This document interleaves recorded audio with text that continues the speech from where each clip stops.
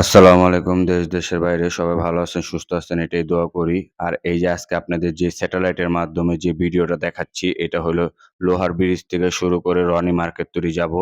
কেননা আজকে যেই ভিডিওটা করার জন্য ওটা হলো সুইচ গেট। আর এই যে সুইচ গেটটা আপনাদের আমি এখন দেখাবো যে এই যে আমি সুইচ গেটের সামনে এসে পড়ছি। যেই সুইচ গেটটা নিয়ে কথা, সেই সুইচ গেটটার কি কারণে এই সুইচ গেটটা ২০০৭ সালে বিডিআর আর আর্মিদের যেই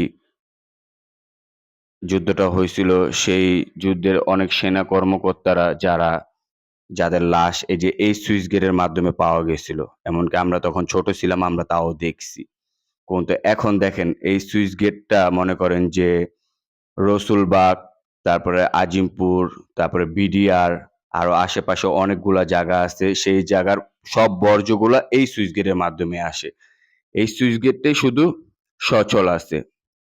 দেখেন, এই সুইচ গেটটাই শুধু সচল আছে আর এই সুইচ গেটের সামনে যে আবর্জনা, এই সুইচ গেটটা যদি বন্ধ হইয়া যায়, যেকোনোভাবে যদি বন্ধ হইয়া যায়, যে অবস্থা দেখতেছি বেড়িবাঁধের, অবশ্যই এটা বন্ধ হইতে বেশি দিন লাগবে না। আর এইটা যদি বন্ধ হয়ে যায় তাহলে এই বর্জ্যের পানিগুলা কিভাবে যাবে?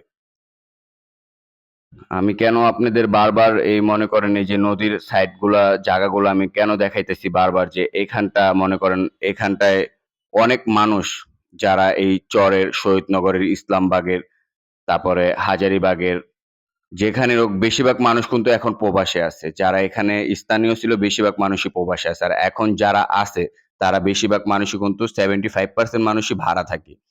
তারা মনে করেন যে যখন তখন নদীর উপরে ময়লা ফালাইতেছে। তারপরে তাদের ময়লা ১ বার ২ বার ফালাইতে যখন ভইরা যাইতেছে অন্য মানুষ সেটারে দখল করতেছে। আর আমি বারবার বলতেছি যে নদীর জায়গা মালিকানা হয় না।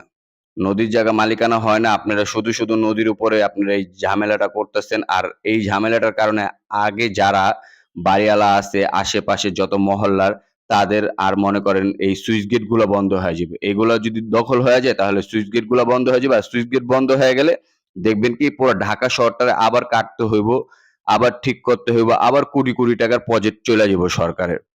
আমি সাধারণ মানুষ, আমি সবাইরে একটাই বার্তা দিতে চাই, আপনারা নদীর উপরে ময়লা ফালাবেন না। ঠিক আছে? আর আপনারা